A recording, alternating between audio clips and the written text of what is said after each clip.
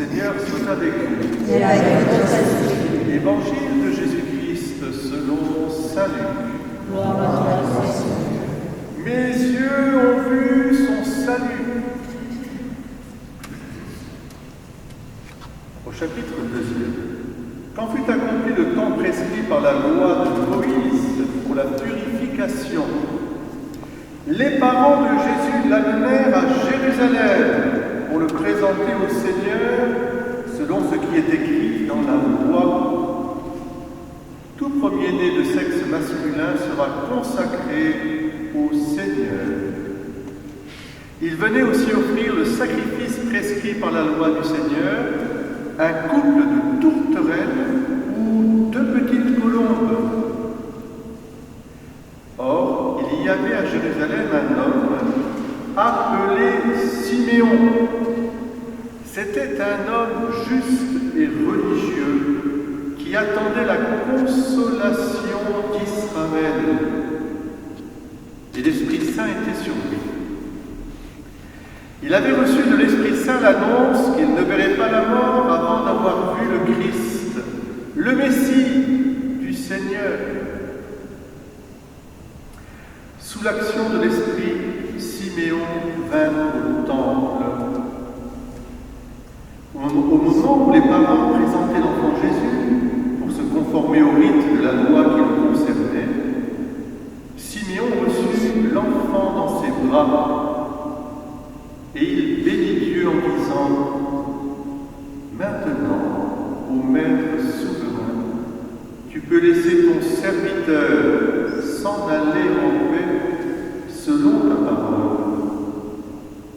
Car mes yeux ont vu le salut que tu préparais à la face des peuples, lumière qui se révèle aux nations et donne gloire à ton peuple Israël. Le père et la mère de l'enfant s'étonnaient de ce qui était dit de lui. Siméon les bénit, puis il dit à Marie sa mère : Voici que cet enfant provoquera la chute et le relèvement de beaucoup en Israël.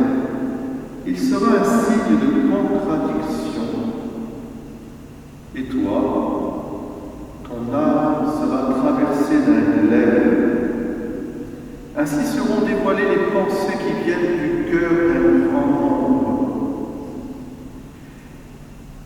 Il y avait aussi une femme, prophète, Anne, fille de Phanuel, de la tribu d'Azer. Elle était très avancée en âge. Après 7 ans de mariage, était demeurée veuve. Elle était arrivée à l'âge de 84 ans. Elle ne s'éloignait pas du temple, servant Dieu jour et nuit dans le jeu de la prière. Survenant à cette heure même, elle proclamait les louanges de Dieu. Elle parlait de l'enfant à tous ceux qui attendaient la délivrance de Jérusalem. Lorsqu'ils eurent achevé tout ce que prescrivait la loi du Seigneur, ils retournèrent en Galilée, dans leur ville de Nazareth.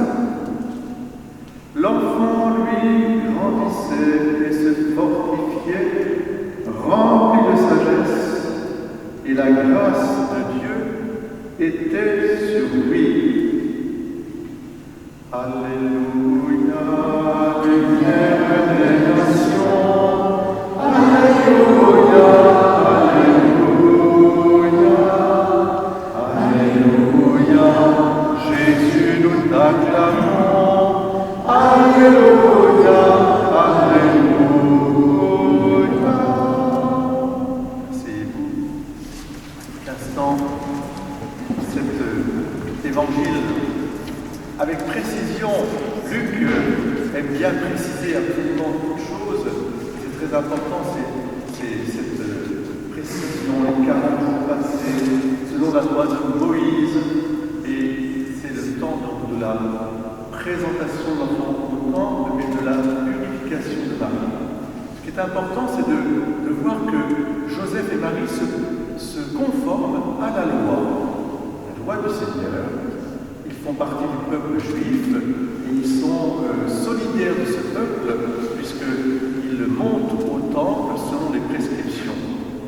Marie, qui est la toute pure, en soi n'avait pas besoin d'être purifiée, mais elle est l'Immaculée Conception, mais elle se conforme à la loi pour une bonne et simple raison très importante, qui va nous être donnée d'ailleurs aussi dans Malachie, c'est que si Jésus est le sauveur du monde, il est vrai Dieu, certes, il est vrai homme. Et il épouse l'humanité dans ce qu'elle a de plus charnel, de plus fragile, de plus faible, même de plus à purifier. Car si Jésus n'a jamais fait de péché, il est sans péché lui aussi. Eh bien, il a porté les péchés du monde. Il a voulu donc lui aussi être présenté comme tout enfant au temple pour la purification. Ce faisant, il accomplissait la loi et même l'accomplir au sens de non pas l'abolir, mais la dépasser pour lui donner toute sa physionomie. Car la loi du Seigneur, elle est au service de l'homme, c'est-à-dire pour faire que l'homme soit vraiment un enfant de Dieu. C'est ça le cœur de la loi. Tu aimeras Dieu de tout ton cœur, de toute ton âme, de toutes tes forces, le prochain comme toi-même, comme moi. Tu aimeras comme moi j'aime. Et alors précisément, Malachie écrit à peu près 450 ans avant Jésus-Christ. C'est un prophète qui vient dans un moment où il n'y a plus de roi. La royauté de David a disparu. Il n'y a plus que un peuple qui est soumis à des puissants de leur temps.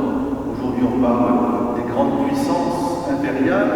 Eh bien là, c'était la puissance assyrienne et d'autres qui viendront après, la puissance romaine aussi. Il reste quoi? Il reste les prêtres, qui sont les garants de la révélation du Dieu unique. Et ces prêtres, ils ont besoin d'être purifiés eux-mêmes. C'est pour ça que Malachie, il ne va pas avec le dos de la cuillère. Il rappelle qu'il faut se purifier pour être, je dirais, des authentiques témoins de la présence de Dieu au milieu du monde. Dans un vrai message où Dieu apparaît comme un Dieu unique et comme un Père.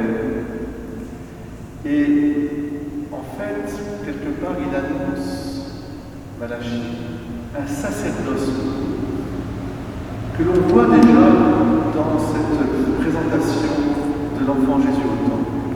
Car c'est lui maintenant, Jésus, qui est comme la lumière qui éclaire le monde. Il instaure un royaume de justice et de paix dans la puissance de l'Esprit Saint. Et Saint Luc prend bien soin à chaque fois dans les pages que nous avons lues, le nombre de fois où l'Esprit Saint est employé. Il y avait un homme juste, Simeon, l'Esprit Saint était sur lui. Il avait reçu de l'Esprit Saint l'annonce qu'il ne venait pas l'avoir avant de voir Jésus, le Sauveur, poussé par l'Esprit Saint. Et puis ensuite, il va entonner son cantique, et puis il va prophétiser lui aussi quelque chose par l'Esprit Saint, dans le prolongement de ce que l'ange Gabriel avait déjà dit à Marie. Il lui avait déjà annoncé, aussi l'ange lui avait déjà annoncé à la fois le relèvement, la chute et le relèvement. C'est très important d'ailleurs cette chute et ce relèvement. Parce que ce n'est pas une mise à l'écart, c'est pour montrer que Dieu lui-même chute avec nous dans cette humanité à sauver, pour la relever complètement et lui redonner toute cette filiation divine. Et puis Anne, elle est prophétesse. Être prophète, ça veut dire qu'elle est sous l'inspiration de l'Esprit Saint. Elle aussi. Vous voyez, nous sommes dans un ordre qui a changé quelque part, qui en tout cas qui s'est accompli, où ce n'est plus la loi au sens simplement d'un règlement, mais c'est beaucoup plus une action vitale, mue par l'Esprit Saint, qui vient éclairer le monde. Et nous le vivons à chaque baptême. Chaque baptême, nous sommes des illuminés. Nous sommes comme porteurs de cette royauté, de ce sacerdoce, de cette prêtrise. chaque baptisé. Alors voilà, c'est ça la fête de la purification de Marie, de la présentation au temple.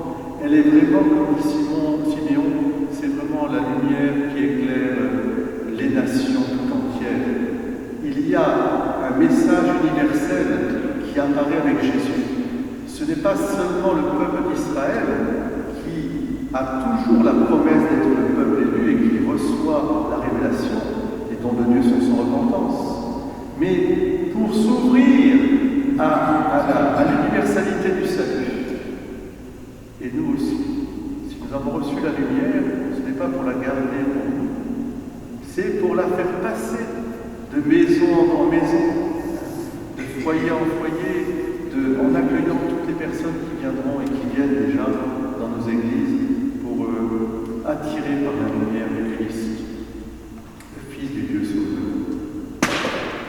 Maintenant, au Maître souverain, alors tu peux laisser ton serviteur s'en aller en paix, ta servante ou ton serviteur, si avec Siméon, nous portons l'enfant dans nos bras. Qu'est-ce que ça veut dire porter l'enfant dans nos bras? Eh bien, à chaque Eucharistie déjà, vous portez encore plus que Siméon. Vous recevez Jésus lui-même dans votre cœur, vous le portez, il vous nourrit et vous devenez porte-Christ, Christophore vraiment. Et puis le porter, c'est pour l'offrir. C'est ça le geste de Siméon.